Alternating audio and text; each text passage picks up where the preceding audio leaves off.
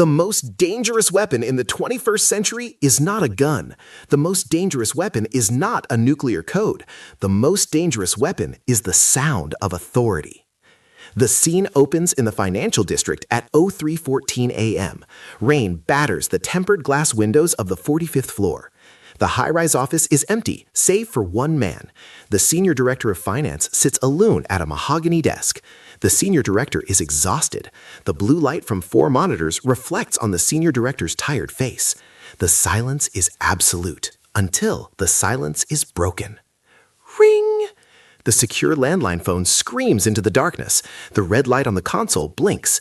This line is reserved for emergencies. This line is reserved for the board of directors. The senior director hesitates. The senior director's hand trembles slightly before lifting the receiver. Yes?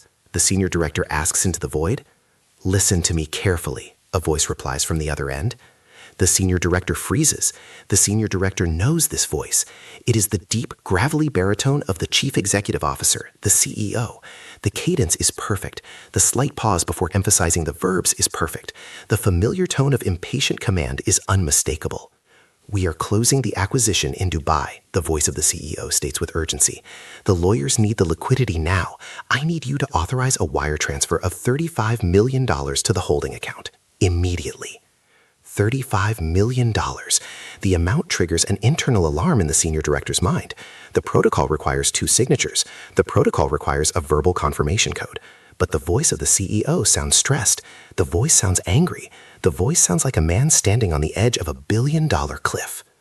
But sir, the protocol, the senior director stammers. Forget the protocol, the voice snaps back, the audio crackling with raw emotion. Do you want to be the reason this company collapses by sunrise? Do you want to explain your hesitation to the shareholders? Move the money, now. The senior director looks at the rain sliding down the window. The senior director looks at the blinking cursor on the screen. He is not speaking to a human. He is speaking to a ghost. The chief executive officer is currently asleep in a villa 500 miles away. The voice on the phone is a collection of binary codes arranged to mimic a human soul. But the senior director does not know this. He only hears the command. The trap is set. The mouse is cornered. The hand reaches for the keyboard. Rewind 6 months before the phone call, 6 months before the rain. The location is a soundproof basement in an unmarked industrial complex. The walls are covered in acoustic foam. The air is cold and smells of stale coffee and ozone. The room belongs to the audio architect. The audio architect is not a typical hacker. The audio architect does not write viruses. The audio architect steals souls. The audio architect sits in front of a bank of high-fidelity audio monitors. The monitors display complex spectral frequency charts. The target is the chief executive officer. But the audio architect does not need to break into the CEO's email. The audio architect does not need to bug the CEO's office. The weapon is already public. The weapon is everywhere. The audio architect initiates a script to scrape the internet. The script downloads every keynote speech the CEO has ever given. The script rips audio from 300 hours of YouTube interviews. The script captures the quarterly earnings calls recorded on investor podcasts. The chief executive officer has spent a decade talking to the world. The chief executive officer has voluntarily provided the ammunition for the CEO's own destruction. Data ingestion complete. A synthetic voice whispers from the server. The audio architect begins the surgical process called labeling. The audio architect isolates specific phonemes. The audio architect marks the way the CEO inhales before saying a large number. The audio architect highlights the slight stutter the CEO makes when the CEO is under pressure. This is not just about copying a voice. A cheap synthesizer can copy a tone. The audio architect is teaching a neural network to understand the psychology of the sound. The AI model must learn the rhythm of arrogance. The AI model must learn the cadence of command. The screen fills with thousands of audio fragments, like a ransom note made of cut-up magazines, but these are cut-up sound waves. The audio architect presses the train button. The graphics processing units, GPUs, roar to life like jet engines in the small room. The fans spin violently. The heat rises. Inside the silicon chips, a digital clone is being born. The clone has no body. The clone has no heart. But soon, the clone will have a voice that can unlock the vault of a bank.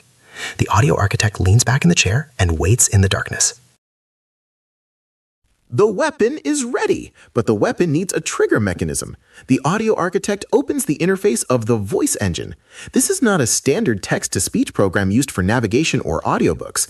This is a weaponized deep neural network. Think of the human throat as a musical instrument. The human throat is a complex system of vocal cords, airflow, and muscle tension. The voice engine is a digital simulation of that biological instrument. The voice engine does not just paste words together. The voice engine hallucinates the sound. The audio architect tests the system. The audio architect types a sentence into the command line. I need the transfer done by noon. The computer processes the text. 0.1 seconds. The neural network analyzes the syntax.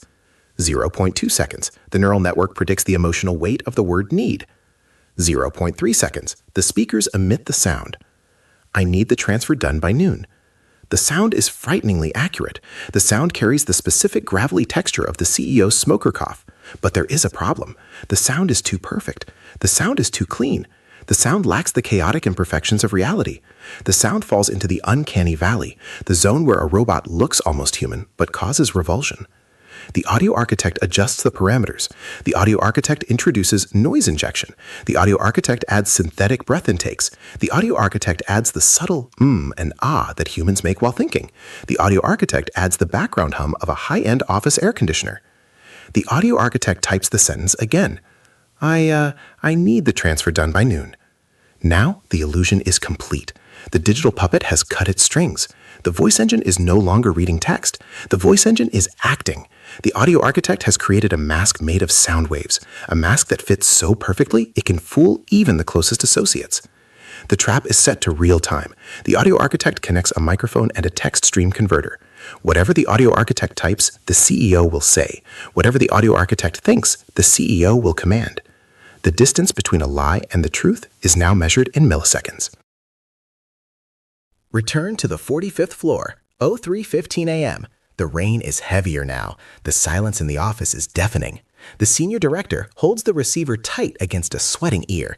The senior director is trembling. The request violates 3 separate banking compliance rules. The logic of the senior director is fighting against the fear of the senior director.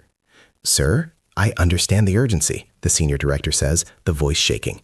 But for a transfer of this size, I need the secondary authorization code from the legal department. Do you have the file number? In the basement, 500 miles away, the audio architect freezes. The audio architect did not expect a specific question. The audio architect does not have the file number. This is the Turing test. If the audio architect hesitates too long, the illusion breaks. If the audio architect answers incorrectly, the call ends. The audio architect has less than 3 seconds to react. The audio architect's fingers fly across the mechanical keyboard. The audio architect does not search for the number. The audio architect chooses a different strategy. Aggression. Fear overrides logic. The audio architect types furiously. Are you questioning my authority? I am looking at the deal right now. Do you want to be fired before breakfast? The computer processes the text. The latency bar on the screen fills up red. Generating audio. Buffer. Play. Are you questioning my authority? The synthetic voice explodes through the phone line. The volume is modulated to sound distorted, as if the caller is shouting into the microphone. I am looking at the deal right now. Do you want to be fired before breakfast? The sudden burst of anger hits the senior director like a physical blow. The senior director flinches. The senior director's logical defense collapses under the weight of the emotional assault. The psychological dominance is established. The senior director forgets the file number. The senior director only wants to stop the shouting. The senior director only wants to save the career. No, sir. I am sorry. I am initiating the transfer now. The senior director whispers. The senior director types the password. The senior director inserts the digital security key. The senior director presses enter. On the screen of the audio architect, a green notification appears. Transaction pending. On the screen of the senior director, a loading bar spins. $35 million turns into a stream of encrypted packets. The money leaves the safe harbor of the bank. The money enters the dark ocean of the internet. The heist is successful, or so it seems. The phone call ends. The line goes dead. The senior director collapses back into the leather chair, exhaling a breath of relief. The money is gone, but the job is saved. The storm outside continues to rage. However, the bank is not just watched by humans. The bank is watched by the Sentinel. The Sentinel is an automated security algorithm that records and analyzes every high-value communication for compliance. The Sentinel does not care about emotions. The Sentinel does not care about fear. The Sentinel cares only about data. The Sentinel begins the post-call analysis. The Sentinel scans the audio waveform of the conversation. The Sentinel checks for voice stress. The The Sentinel checks for keywords. Everything appears normal. The voice print matches the CEO with 99% accuracy. But then, the Sentinel finds the anomaly. The anomaly is not in the noise. The anomaly is in the silence. In the physical world, true silence does not exist. Even in a quiet room, there is a noise floor. The faint hum of electricity, the distant sound of wind, the static of the telephone line itself. A human pause is never empty. A human pause is filled with life. The Sentinel zooms in on the millisecond timestamp, 03:14:45. This was the moment the audio architect hesitated to type the aggressive response. This was the moment the network lagged. For exactly 0.8 seconds, the audio channel dropped to absolute zero. Negative infinity decibels, a perfect digital vacuum. No static, no breath, no room tone. The background noise of the office air conditioner had been artificially looped, and the loop had broken for a split second due to a packet loss in the internet connection. Nature abhors a vacuum, but software creates vacuums. The Sentinel flags the segment. The code turns from green to red. Alert, synthetic audio detected. Type, deepfake generation artifact. Confidence, 100%. The alarm does not ring out loud. The alarm screams silently across the secure network to the fraud department. The senior director is still wiping sweat from the forehead, unaware that the senior director has just authorized a donation to a ghost. The money is already bouncing through nodes in Estonia and Panama. The crime is successful, but the disguise has fallen off. The invisible fingerprint has been found. The single mistake was not a word spoken. The single mistake was the silence between the words. The sun rises over the city, the rain stops, but the world has changed. The $35 million is gone. The money evaporated into the chaotic whirlpool of the blockchain. The money was split into thousands of microtransactions, washed through privacy coins, and settled in cold wallets that no government can touch. The audio architect has vanished into the digital mist, leaving no footprints, only a recorded echo. The senior director is escorted out of the building by security guards. The career of the senior director is over. The senior director holds a cardboard box of personal belongings.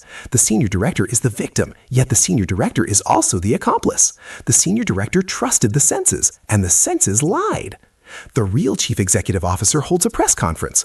The real CEO stands before a forest of microphones.